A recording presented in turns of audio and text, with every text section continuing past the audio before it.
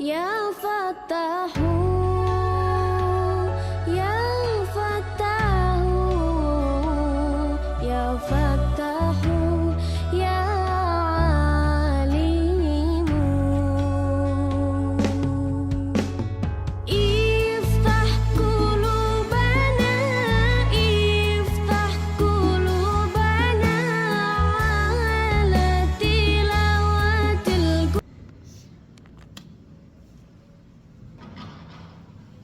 Bismillahirrahmanirrahim. Assalamualaikum warahmatullahi wabarakatuh.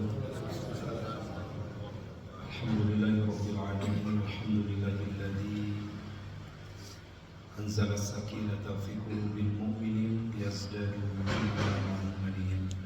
Asyhadu an la ilaha illallah wahdahu la syarika lah wa asyhadu anna Muhammadan abduhu wa rasuluhu alladzi la nabiyya wa rasula ba'da. Alhamdulillah, puji syukur kepada Allah, salawat salam semoga tetap dilimpah curah kepada Nabi kita, teladan hidup dan kehidupan kita, uswah dan qudwah kita Nabi Muhammad sallallahu alaihi wasallam. Bapak Ibu jemaah Masjid At-Taqwa yang dimuliakan Allah, alhamdulillah kita bersyukur hari-hari bulan Ramadan ini kita jalani, Allah masih memberikan kepada kita kesehatan, kekuatan. Semoga di sisa hari-hari akhir di bulan Ramadan, kita sudah memasuki hari ke-22, kita bisa maksimalkan untuk amal-amal terbaik kita. Satu hal yang menjadi puncak dari amal kita di bulan Ramadan adalah adanya Ashrul Awakhir, 10 terakhir ini. Di antara sekian banyak amalan yang dicontohkan oleh Rasulullah adalah adanya tradisi i'tikaf. Bahkan kalau kita merujuk kepada berbagai literatur, sumber i'tikaf ini ternyata tidak hanya pada masa Rasulullah, tapi sebelum Rasulullah, para nabi terdahulu juga melakukan i'tikaf ini. Nabi Ibrahim alaihissalam, sebagaimana tadi ayatnya dibacakan, wa ij'alna masabatan lin-nasi wa amna wattakhidu min maqami Ibrahim musalla wa ahidna ila Ibrahim an tahhira baiti lit-ta'ifina wal 'akifina war ruk'is sujud. Di situ disebutkan wa ij'alna al-baita masabatan lin-nasi wa amna, ketika Allah menjadikan satu tempat yang paling aman di muka bumi, yaitu Baitullah. Kemudian Allah memerintahkan kepada Ibrahim dan Ismail antahhiru baiti lit-ta'ifina wal 'akifina war ruk'is sujud, agar orang-orang datang kepada tempat tersebut merasa nyaman. Maka diperintahkan kepada Nabi Ibrahim dan Ismail antahhiru baiti lit-ta'ifin, membersihkan Baitullah itu ta'ifin bagi orang-orang yang bertawaf, wal 'akifina dan beriktikaf, war ruk'is sujud juga orang yang ruku dan sujud. Jadi sekali lagi tradisi ini bukan hanya pada masa Rasulullah, tapi mulai sejak masa Nabi Ibrahim alaihissalam.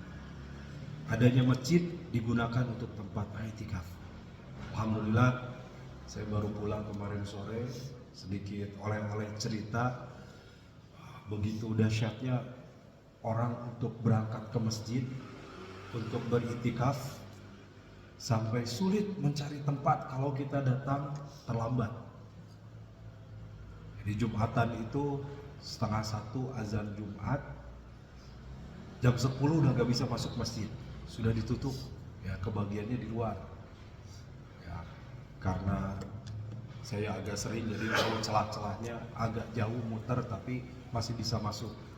Banyak sebagian yang harus kepanasan, harus berada di emperan di jalan, saking penuhnya jemaah.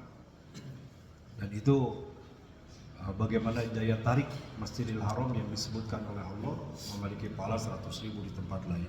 Demikian pun sholat 5 waktu, kalau datang hanya sejam sebelum azan, itu dipastikan tidak dapat tempat di dalam masjid. Nah, di kita komat sudah berkumandang pun insya Allah masih bisa masuk di dalam masjid. Ini menunjukkan berbeda tempatnya dengan kita. Ya insya Allah masih aman. Tapi bukan berarti kita boleh terlambat. Nah baik Bapak Ibu, saya lanjutkan. Jadi kapan itikaf ini dilaksanakan? Ternyata secara sejarah mulai zaman Nabi Ibrahim alaihissalam. Nabi Ibrahim beritikaf sebagaimana dalam surat Al-Baqarah ayat 125 tadi, wal akifina beritikaf warukai sujud, juga ruku dan sujud di Masjidil Haram. Nah kebiasaan yang sama juga itu ternyata jadi tradisi para nabi terdahulu. Contohnya Nabi Daud alaihissalam misalkan, beliau memiliki waktu khusus untuk beritikaf di mihrabnya, fokus beribadah kepada Allah.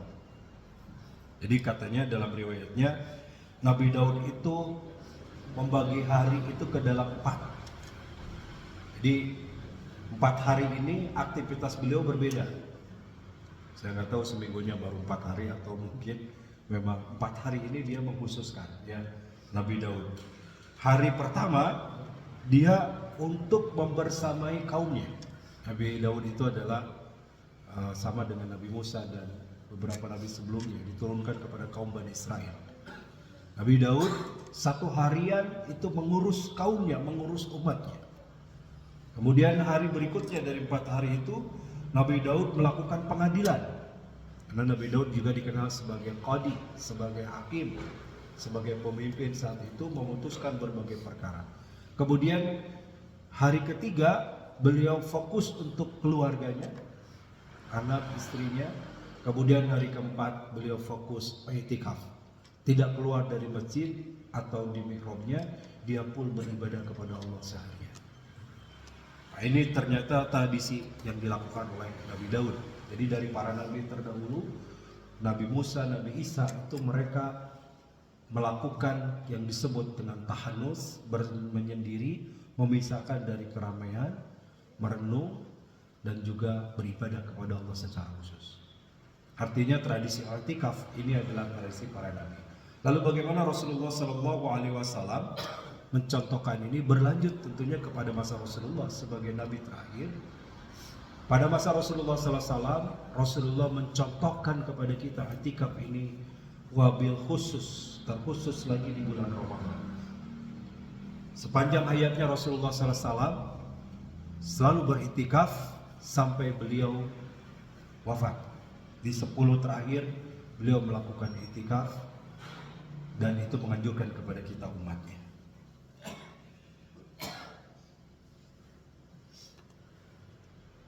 Jadi Rasulullah SAW dalam kurung waktu perjalanan hidupnya itu memerintahkan kita untuk beriktikaf. Ya, Rasulullah berangkat dari rumahnya karena rumahnya juga sebelah masjid. Kemudian berdiam di masjid mulai tanggal 20 Ramadan. Artinya malamnya, kemudian sudah malam 21.